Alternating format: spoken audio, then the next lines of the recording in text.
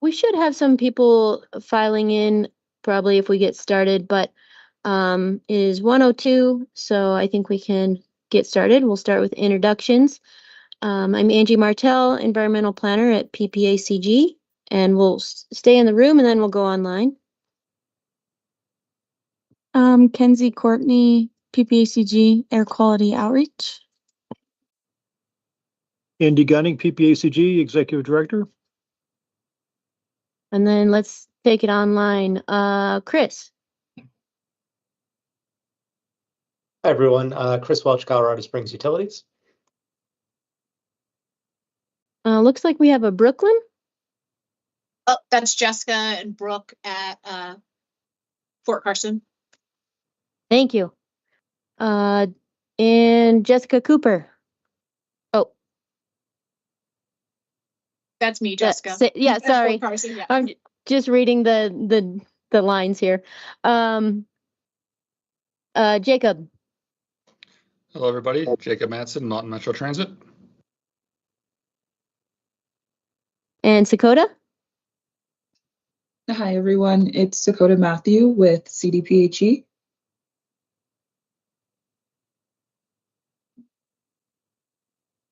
And we have a new person on the AQTC. Ray, do you want to introduce yourself? Happy to. Hello, everyone. My name is Ray. I'm a planner for the Town of Monument. Thanks for joining us. Did I get everyone? Oh, Jenna, you're about to introduce yourself as you're the first on our agenda, so I'll just kick it over to you. Okay. I'm Jenna Chanel with CDPHE. Do you want me to just wait for you to start on the slides? And I'll do a full introduction. Yeah, Jared is pulling them up right now. Okay. All right. So good afternoon, Council, and I appreciate you having me here today. I'm Jenna Chanel. I'm the Public Affairs and Policy Manager for the Air Pollution Control Division, and I manage the Air Pollution Control Division's legislative coordination and engagement, and I appreciate you having me here to present today. So the next slide is just a little bit about myself. I've been with CDPHE and the Air Division for 6 years now. Before that, I previously was a Senior Environmental Coordinator for the City of Fort Collins. Before moving to Colorado back in 2016, I was an inspector and then later a permitting supervisor with Maricopa County Air Quality Department in Phoenix, Arizona. And before that, my first job after graduating from Arizona State University, I started out as an industrial hygienist and consultant there in Phoenix as well. The next slide. So I just wanted to go over the presentation today. I'm going to give an overview of the 2025 legislative session. I was talking to Angie beforehand. It's not specific necessarily to the Pikes Peak region or regional haze, but she said that you all would still be interested in an overview of how legislative session went and some of the bills that came through that would impact the division implementation and air quality. And so I'm going to give that overview for you today and talk about the session and the legislative outcomes. Some bills that did not advance, I think, rarely gets talked about, so I like to highlight those. Some of the implementation that APCD will directly be impacted by, and then just highlight some of the work that we do over the interim session, which is this time right now, which is basically between June and December. And so this first slide here is about the SMART Act. I don't know how much everyone follows what happens during the very beginning of legislative session when bills aren't necessarily running through, but we actually start off the legislative session with something called the SMART Act. CDPHE leadership presents at the SMART Act hearings, and we presented on January 16th. The SMART Act hearings emphasize accountability, transparency, and legislative oversight. It serves as the agency's performance plan, and every state department actually presents with this type of performance plan to the legislature. Pictured here is our executive director, Jill Hunziker-Ryan, and Director Michael Ogletree for the Air Division, presenting on air quality topics. Those topics included ozone, greenhouse gas emissions, radon, air toxics, and permitting efficiencies. Below in that picture, there is our leadership team. And so the first thing I want to talk about on the next slide is an overview just by the numbers of our legislative outcomes. The legislative session here was a busy one for 2025. The trending topics this session included energy, mobile sources, transportation, and regulatory reforms. Those are the type of bills that we saw a lot of as far as topics. There were actually 733 bills that were introduced. We tracked 72 of them that were related in general to air quality or that could have some sort of impact to the division or commission, the Air Quality Commission. The department for CDPHE requested formal positions where we have a public-facing position on 20 of the bills that we tracked, and our division staff testified 9 times during legislative session. So on the next slide, of the 72 bills that we were tracking, we provided feedback and engaged on 41 of them. 27 of those bills ended up passing that was either related to or of some interest to air quality in general. And 7 of them, which I'll have slides on later, will directly impact APCD implementation. So the next few slides will make up the comprehensive list of new laws related to air quality or of interest to the division. And then later on, I'll focus on the very specific ones that APCD will be implementing. So on this particular slide, these are the bills that were related to administrative or operations. This first set of new legislation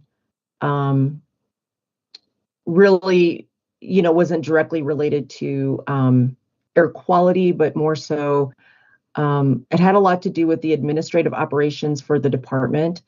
The effective date for any of these bills without a safety clause is August 6th, unless it was otherwise stated. A little bit about a safety clause is a bill that does not include a safety clause. It's subject to referendum, meaning it could be put on a ballot as a ballot initiative in the general election for voter approval. And it can't take effect until 90 days after the legislative session adjourns. I don't really focus on the ones that did or did not have a safety clause, but I think I notated a couple of them with an asterisk. Some of these were updated since they were signed, but for the most part, all of these bills have been passed and enacted. And the next slide are the bills that had to do with greenhouse gas, climate, or energy. And there's several there. And again, I'll have slides specifically on the ones that the division will be directly involved in implementing.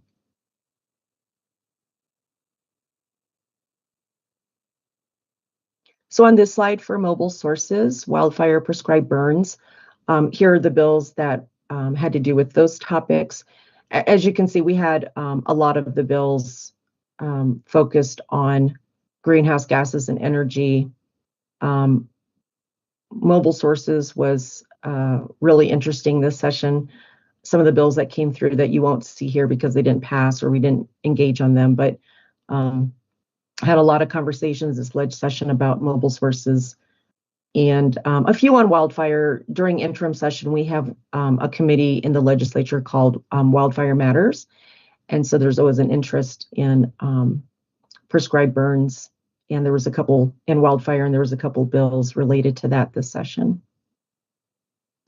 The next slide is about bills that lost, and I just wanted to take a moment to point out some of those bills. They sort of get lost in the shuffle, but there's a lot of time and resources that are actually spent on the bills that lost. And sometimes that's a good thing, and sometimes it's a bad thing, depending on your perspective. But the next slide, we'll look at those a little bit closer, but arguably they're just as consequential as the bills are the bills that did not make it through legislature. So if you want to go to the next slide,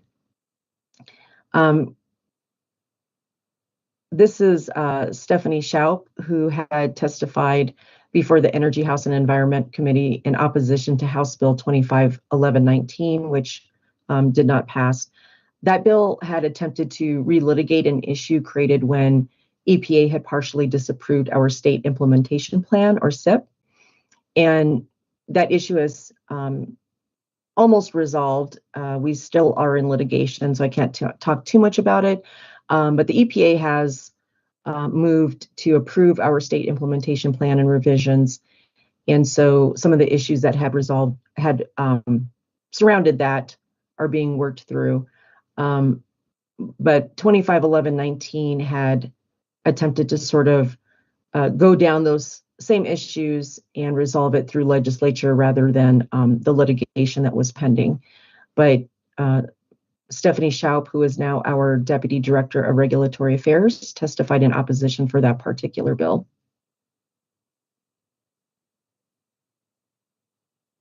And so this is a list of bills that would have impacted APCD. Due partly to our efforts, they did not make it across the finish line. The division was not supportive of many of these bills because they either were duplicative of current efforts, they reduced funding for important programs, or they did little to advance air quality in general.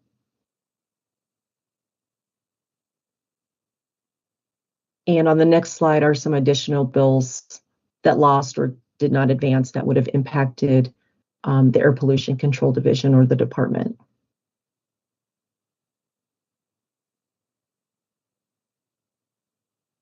So next, we will look at new legislation for APCD implementation.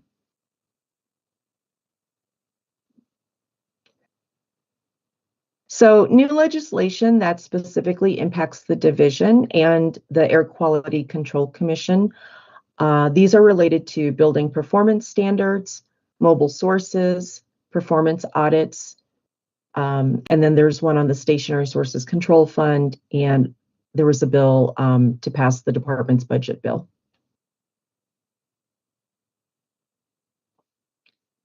So SB 25039 is the agricultural buildings exempt from energy use. This bill exempts agricultural buildings from the mandatory energy use data collection and reporting requirements that apply to other large buildings and under the state's Building Performance Standards program. This bill was meant to do a clarification, and this clarification explicitly excludes agricultural buildings from the duties of what's defined as covered buildings in previous statute. The division testified in support, and we worked closely with the stakeholders and the Colorado Energy Office on this bill. The main intent behind this bill was to reduce the back and forth that was occurring between industry and the state. We wanted to build a good faith relationship with the agricultural businesses and to focus on the building sector where energy use is more of a priority.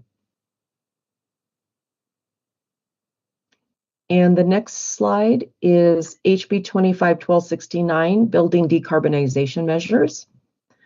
The main pillars of HB 251269 focus on setting longer-term decarbonization goals for buildings, providing support mechanisms for building owners to achieve these goals, and refining the compliance and enforcement framework by making updates to the civil penalty structure. The key components under the key component updates for the building performance standards and benchmarking requirements for covered buildings. It convenes a task force, establishes a decarbonization enterprise that will be funded by collecting an annual building decarbonization fee from covered building owners, and also includes provisions for wildfire resiliency codes. We testified in support of this bill, which we believe will help to achieve long-term compliance and greenhouse gas goals. And bottom line, the intent was to ease compliance for building owners and give them more time to comply and make upgrades to their buildings based on their existing schedule. And pictured here is Clay Clark, our Climate Change Program Director, and Will Torr, Executive Director for the Colorado Energy Office, testifying in support in March of this year. And the next slide is Senate Bill 25321, Motor Vehicles Emissions Inspection Facilities. This was actually a department ran bill, meaning that CDPHE was the one who initiated and sponsored this bill, ran by the Mobile Sources team from the Air Division. We considered this an accomplishment in getting this bill passed because this budget year was really tight, and any talk of raising fees of any kind was really difficult and challenging. In this budget year and political climate, it was just really something that we weren't sure could be done. This new legislation authorizes the Air Quality Control Commission to have the option to adjust vehicle emission inspection fees. So that doesn't necessarily mean they'll be raised, but they give the authority to the commission to do so. And it repeals restrictions on contract length at the emissions inspection stations. It also creates the Motor Vehicle Emissions Assistance Fund to provide vouchers for emissions inspection fees and repairs for eligible individuals. The Mobile Sources team has worked really hard with the contractor at these testing stations for many years to provide additional funding for its programs, to modernize the operations, and to continue state ozone reduction efforts. Pictured here is Steve McCannon, our Mobile Sources Program Director for APCD, testifying in support of this bill in May.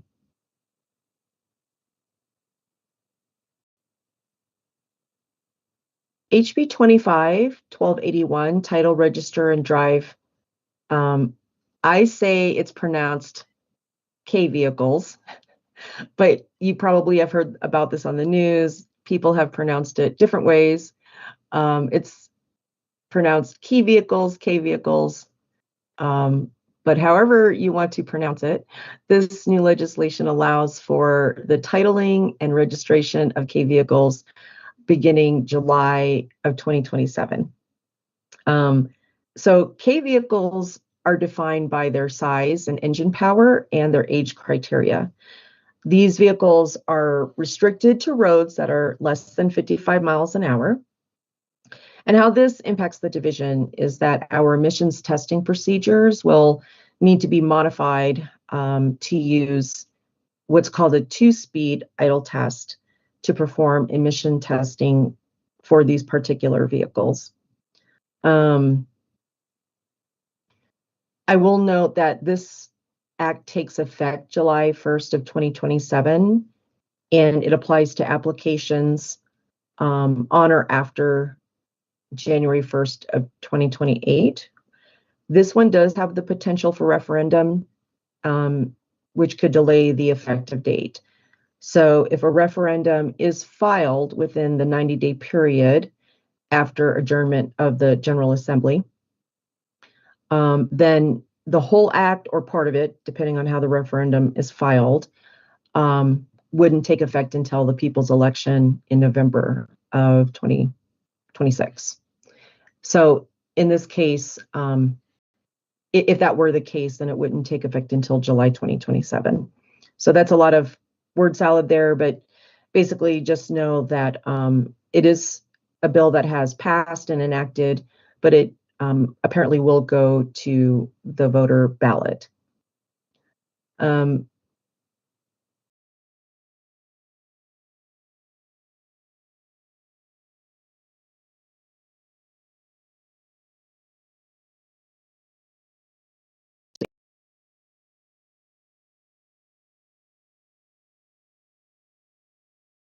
Two-speed idle test, they can only collect for hydrocarbon and carbon monoxide.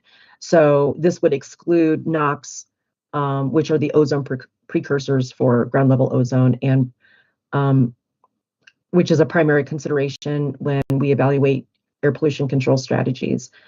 K vehicles are not equipped with OBDs or onboard diagnostic systems. And due to the vehicle's size and low power outage, they're just not compatible with current testing methods. So we will be using what I mentioned earlier, that two-speed idle test. The next slide shows some pictures if you haven't seen these. Some of them look sort of familiar with things I feel like I have seen driven around towns. The idea behind these is that they're meant to just be driven sort of like you might see someone drive a golf cart in your community. They're, again, not meant to be on highways of speeds over 55 miles an hour. The idea is just to get you in town from A to B without going on the highway with these. So you may see more of these. We don't anticipate we're going to get a lot of these. However, that's yet to be seen. But I thought the pictures might be a little helpful in recognizing them. And the next slide is Senate Bill 25306, performance audits of certain state agencies. This bill mandates the state auditor to conduct performance audits of the Air Division and also the Division of Unemployment Insurance. These for the Air Division, the audits will be conducted in 2026 and 2031.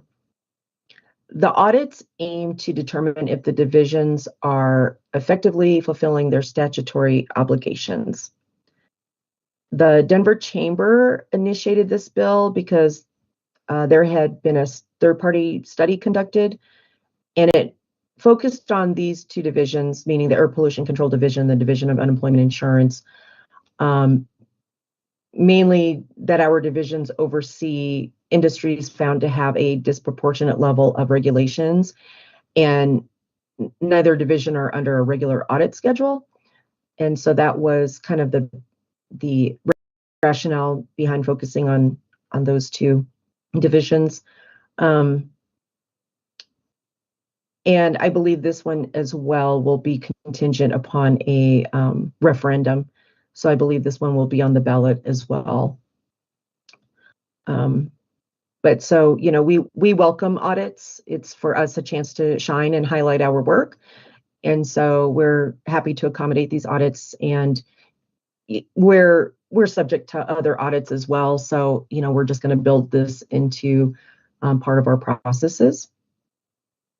The next slide is Senate Bill 25254, Transfer Stationary Control Fund. This was a fairly straightforward bill. It authorizes $5 million to be transferred to the Stationary Sources Control Fund and requires the division to report annually to the Commission, Joint Budget Committee, and during the SMART Act hearings, which I mentioned earlier, in terms of accountability. The bill also authorizes exemptions for the Department of Defense emergency generator use to be included into our state implementation plan. It gave us a little bit more time to make those revisions and provide a letter to a submission, to the EPA. The deadline to provide that exemption for the emergency generator use for the Department of Defense was September 2025, and we now have until September 2027. And finally we call it the long bill. It's a long appropriations bill. It basically is the funding mechanism for state agencies. This is the legislative vehicle to fund the state's main budget, and it was approved for the next fiscal year for our operations and to fund our technology modernization project that's been underway. And I think that was it as far as the bills that specifically impact the Air Division. People always ask what we do during interim session. There's a lot of work that actually occurs, and all the work that occurs during legislative session really starts now. This is the time that we start planning our implementation of the bills that were passed. We start looking at what we refer to as our legislative agenda. Sometimes you'll hear it called the legislative framework agenda, but it's basically the state starts looking at what bills does CDPHE want to run ourselves. Sometimes we have a couple, sometimes we have none, depending on what our priorities are that particular year. But we start looking at what bills the department as a whole is interested in pursuing. We have interim committees, as I mentioned. There's 12 interim committees that occur during interim session. We receive a lot of what we refer to as legislative requests. They're not specifically about bills or potential legislation.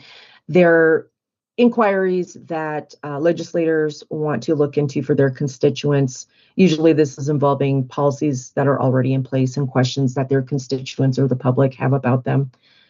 A lot of the lead-up work to any bills that are going to be introduced during legislative session occurs now.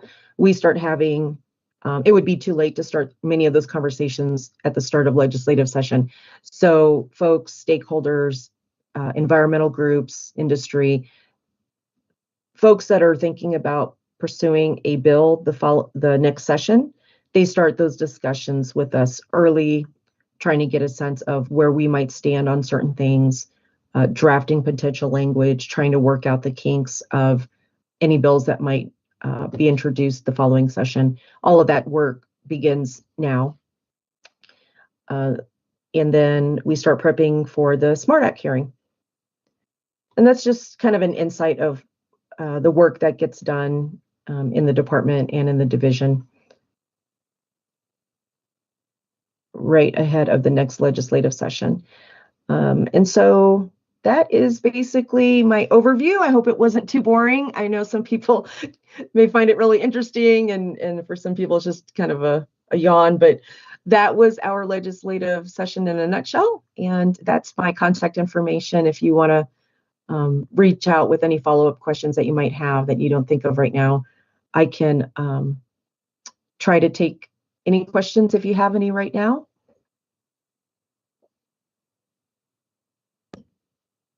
Sure, I'll jump in. Thank you, Jenna. This is Andy Gunning with PPACG. Really appreciate the overview. This is super helpful just to get a better understanding as to how the process works on your guys' end. I guess a overarching general question about the stakeholder collaboration that you guys do, but I'm asking it also with kind of a specific bill in mind from this past legislative session. I'm curious if you can speak a little bit more about how you guys do seek. But the one example I was going to mention is Senate Bill 321, the one around inspections of vehicles coming into the non-attainment area from outside the area. We ended up taking an opposed position on that as PPACG, our board did. And granted, we're not always going to be on the same page, you know, our agency and the state and so forth, but we had some real specific concerns about that. But sometimes it's hard to communicate with the right folks, you know, what that's all about, and are we reading it correctly and so forth. And I think some of it maybe could have been avoided if, you know, if we were having this conversation early before it got filed. We still may have some concerns about it. I know it's in either rulemaking or going to be part of the SIP amendment process now, but can you speak a little bit more about how you guys seek stakeholder input and how we can maybe get a little bit more involved upstream? Yeah, absolutely. Um, we have some specific processes of how we conduct stakeholder, but or engage with the stakeholders. So it depends on what phase we're at. So if it was, let's say, the idea is hatched and you want to be part of the conversation, it depends on who your lobbyist is. Once our lobbyist, I guess, is contacted to say, hey, we're hearing that there's going to be a bill ran regarding this particular topic, and we want to be engaged. We would like to have conversations about this draft bill, what the concept is. We would like to have say. We would like to have input. That is something like our legislative affairs team would. It would start with them, and we would set up meetings to have small group meetings, and not necessarily like the big, large group stakeholder meetings. But if your group wanted to say, hey, we would like to actually like have a one-on-one meeting with the mobile source group so we can understand what's behind this, what problems you guys have been dealing with, and what's behind this bill. That happens a lot with any legislation. That starts really not with our mobile sources team or whatever team is trying to run the bill. You would want your lobbyist to contact our legislative affairs team. But what I would do going forward is contact me is in terms of for the air division. If you already know Lindsay Ellis, our legislative director, you can have your lobbyist directly reach out to her. But you can go through me, and I can get that set up in a meeting with our legislative affairs team. But that would be, to me, the best way to engage on a smaller level. Sometimes when the bill's already, being drafted and developed, and there's more folks involved, you start having these broader, larger conversations, and I feel like it's a missed opportunity to have that initial conversation when the bill is first being developed. The motor carriers industry and a lot of those folks, they're usually highly involved in any mobile sources type bills. They seem to have the pulse on what's going on ahead of time. And I can't pretend to know, how they know these things, but I know their lobbyists are highly engaged, and they receive all kinds of different notifications on their end, but they're always engaged with our legislative affairs team. And so we're already seeing some potential bills come through and ideas that they have for them, whether they're in support or opposition. They're having a very early say. So we're not, we're not putting out some stakeholder, broad stakeholder meeting. They're just, their lobbyist works really closely with tracking any potential bill ideas in their industry. And again, working really closely with our legislative affairs team. I feel bad that, you feel like you didn't have a voice, or maybe were engaged enough on this particular bill, because we would have really liked to have heard that additional input. I wonder if there's concerns that I can, maybe get back with you on a one-on-one basis about in particular?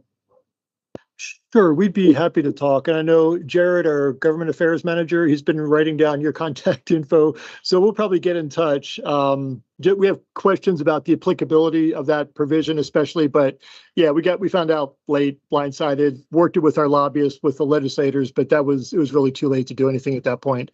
So we need to get more involved early on. And now that we know who to be in touch with regularly, we will definitely make that happen. So yeah, thank you, Jenna. Yeah, great. Sorry about that. I will say that I think it sounds kind of, I think at first glance, it sounds like you didn't, get involved early enough. But at first glance, I think the first thing that people do hear is, they hear fees. And what I came to understand with working with our mobile sources team is, you know, so their contractor who's been in place for a really long time, they had only received, I believe, like a 10-cent or 25% or 25-cent raise. And they had been our contractor since like I want to say 1981. It's been like more than 20 or 25 years.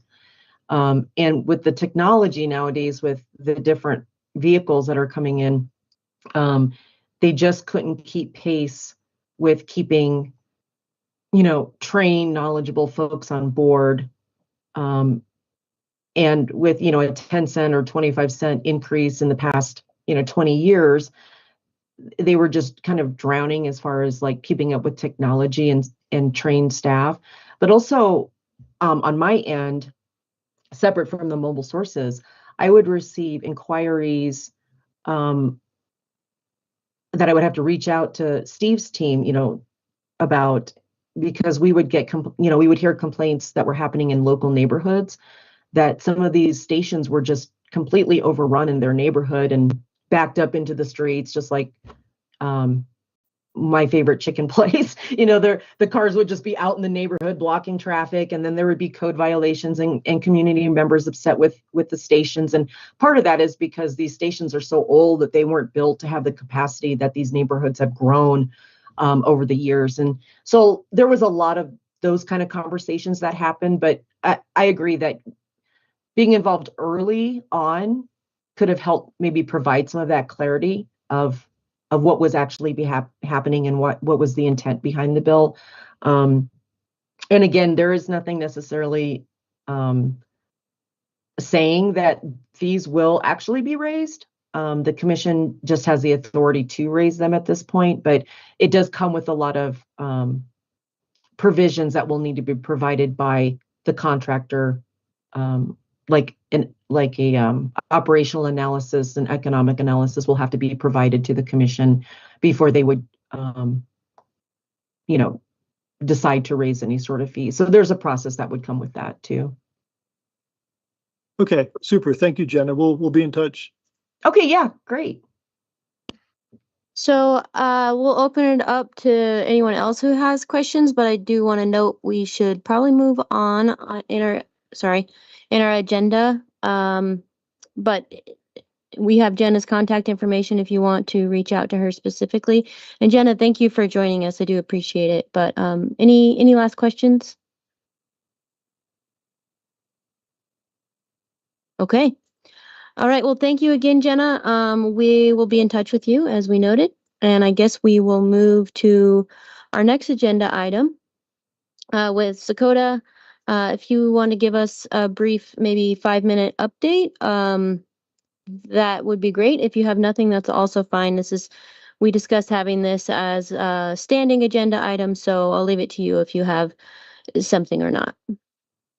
So I do have something prepared, and I will just make it quick. There aren't many updates to share, but please let me know if you're unable to see my screen because I'm attempting to share.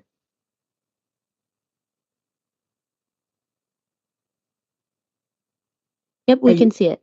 Okay, perfect. So I'm going to start off with the ozone tracking for the rest of June, since we started out with just about half of the month of June last month's meeting, and then going into July. We did not have any stratospheric intrusions for either the rest of June or July. And then this is the rest of June that we were unable to present because of the time of the month. But yeah, so for the rest of June, there were no exceedances over the 70 or 75 parts per billion for either the Air Force Academy or the Manitou Springs monitors. And the fourth max still stands at 64 and 69 respectively for those monitors. As far as exceedances thus far for 2025, we have none, which is a good thing for neither the Air Force Academy nor the Manitou Springs monitor.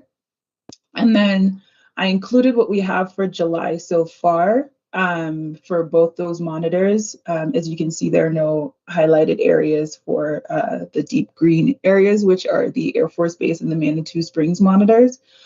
And then I was asked to include the Gothic monitor data. So I did that. And so for the month of July, I don't have any data, unfortunately, for the month of June, but for the month of July, the fourth max for that Gothic monitor was 67. And if you look to the very right, you can note that there are a couple of readings that are missing. Because this is an EPA monitor, we don't have continuous data on that monitor. So sometimes I'll have more information for the Air Force Academy and the Manitou Springs monitor than I will for the Gothic monitor. However, I did want to note that there were no exceedances for either of the 70 or 75 parts per billion standard. And then just to reiterate, that fourth max, which is the very first column here, is at 67. So no exceedance for that either. If anyone has any questions, that's all I wanted to report on today. But if you have any questions, feel free to ask. If you think of anything else, feel free to shoot me an email.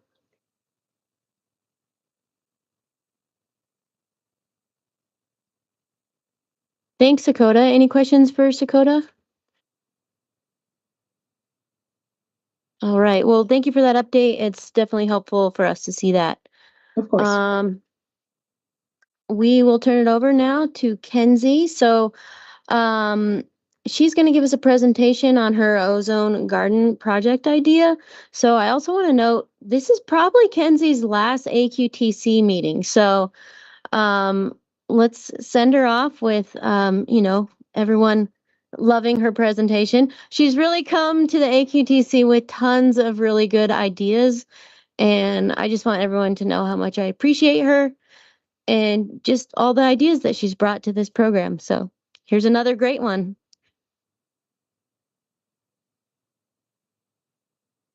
Oh, there we go. Hi, AQTC. I'm just going to be talking about this ozone garden implementation idea I have for an air quality outreach and education initiative.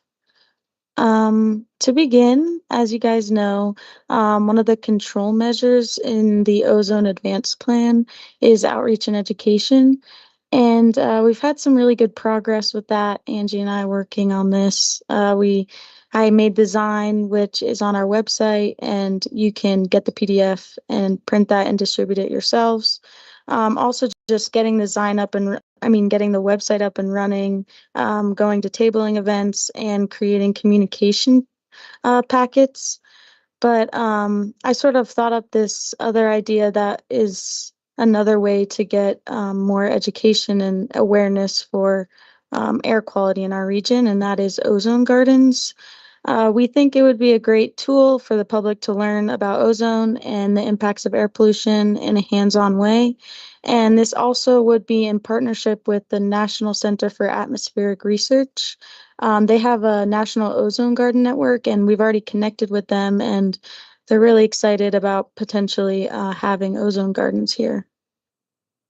Just some background. What is an ozone garden? An ozone garden is a specially designed garden that has bioindicator plants that reveal ozone visibly, the damage on their leaves. And there's over 130 species that are actually highly sensitive to ozone, but the most commonly used in ozone gardens are leaf coneflower, common milkweed, lot chipper potatoes. Oh, did I not go to the next slide? Sorry. Okay. And snap beans.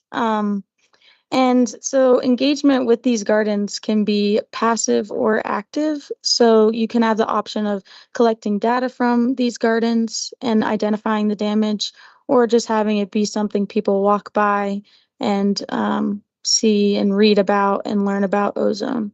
And yeah, I have some pictures here of different styles of ozone gardens nationwide. Some benefits of ozone gardens. For one, they can empower our communities to participate in science and engage with local air quality issues. Also, plants that visibly react to ozone bring attention to an invisible threat because you can't see ozone. And turning this data into something people can see and interact with is really powerful.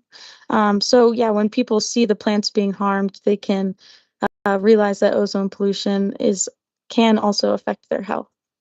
And then I included these pictures of people interacting with some ozone gardens.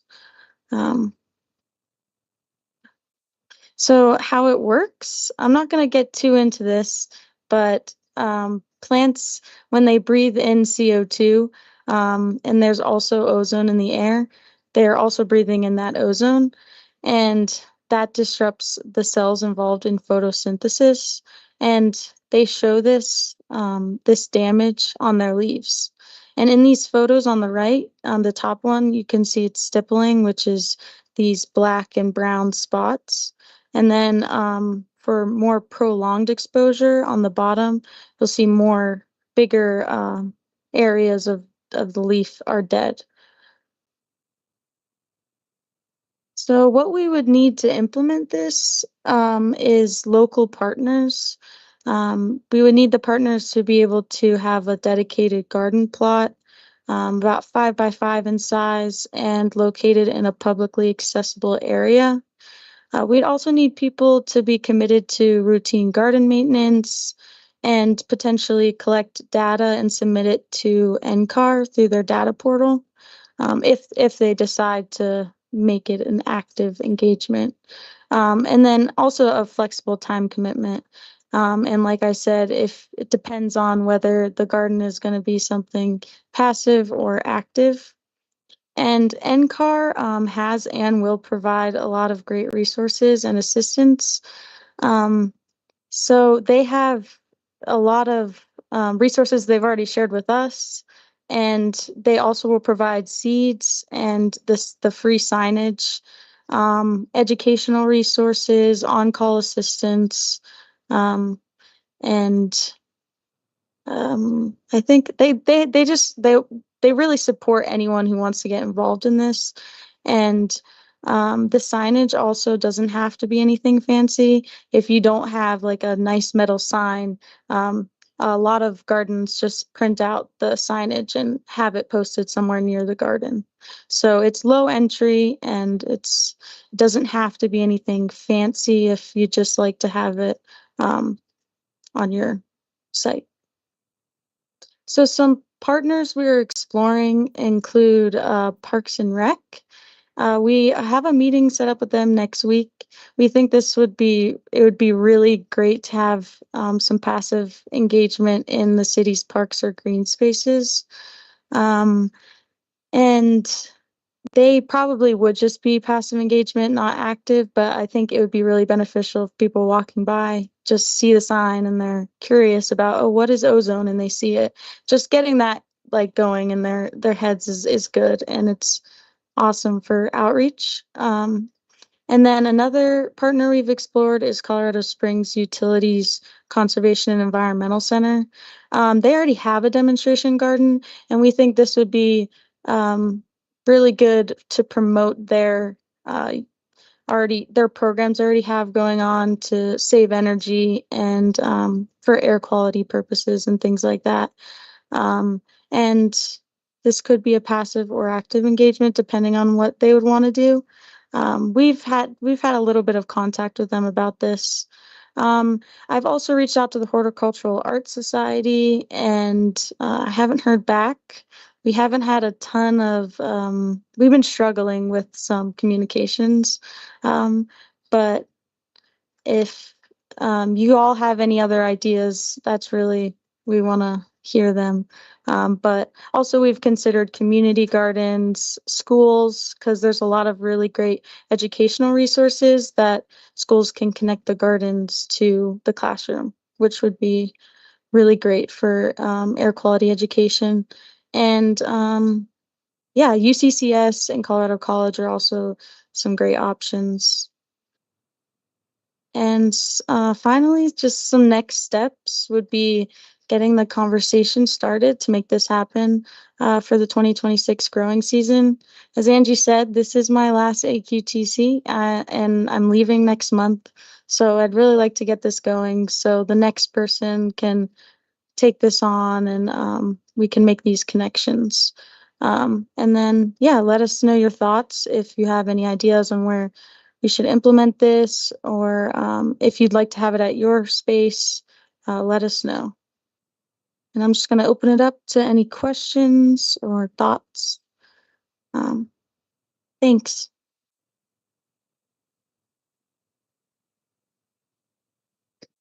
Thanks, Kenzie. Does anyone have any ideas, thoughts for improvement? Anyone we could reach out to? Someone interested in we all have landscaping outside our buildings. Anyone jump in? I'll lay down an initial marker. This is great. Thank you, Kenzie, Yeah. for doing this and for all your support over the past year. It's been really, really fantastic. We've got a couple of underutilized green spaces right outside our main entrance by our parking lot out back, and might be a great spot to carve out a 5x5 ozone garden. So let's make it happen. All righty. So challenging other agencies out there to kind of step up and try to create some as well.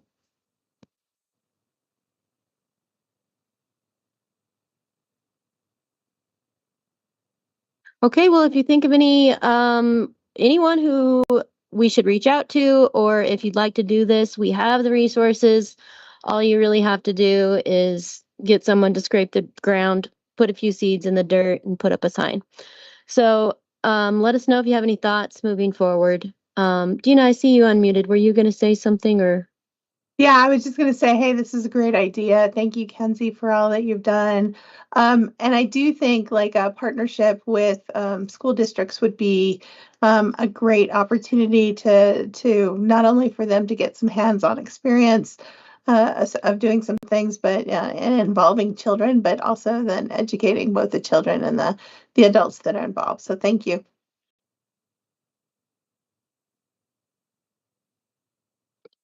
Thanks, Dina. And you can reach out to us if you have any ideas.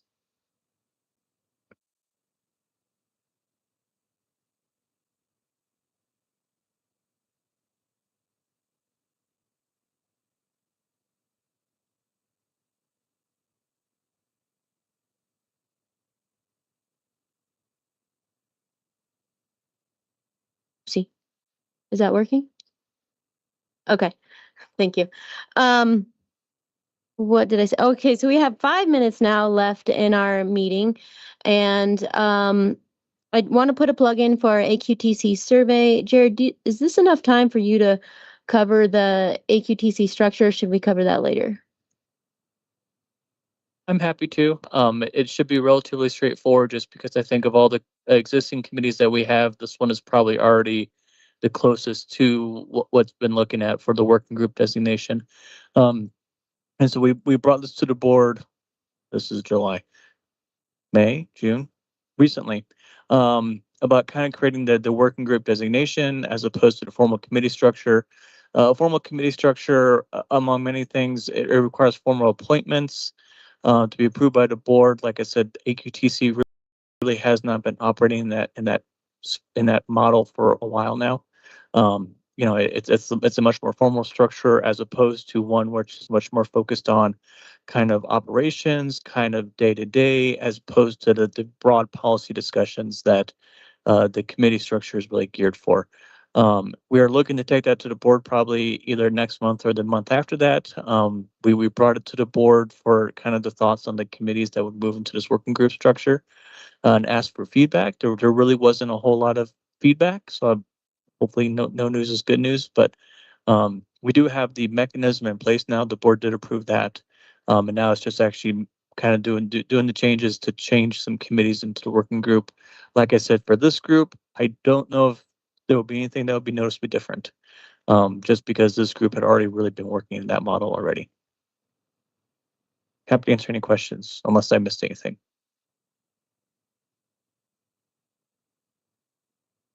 Okay, thanks, Jared. So in summary, we are a working group.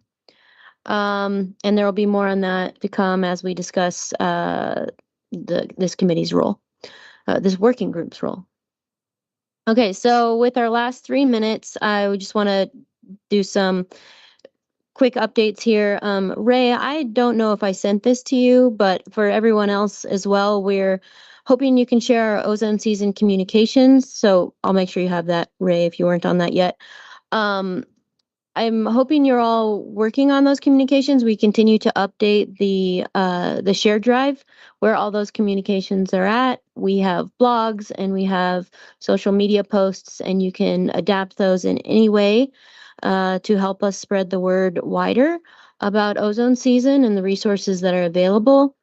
We'll touch base on that again as ozone season continues.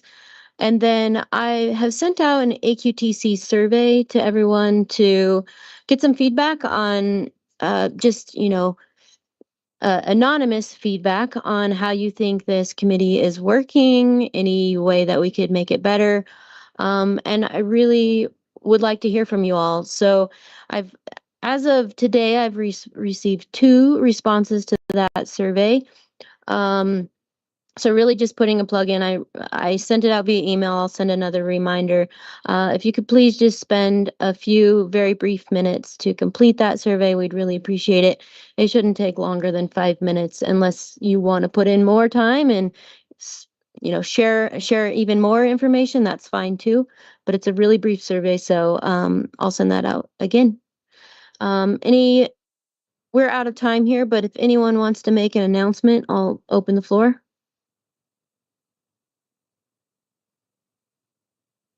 Okay, well, feel free to reach out if anything comes up regarding the ozone gardens, any air quality thing at all. Feel free to reach out and I'll send some update emails. But thank you all for being here today. Appreciate it.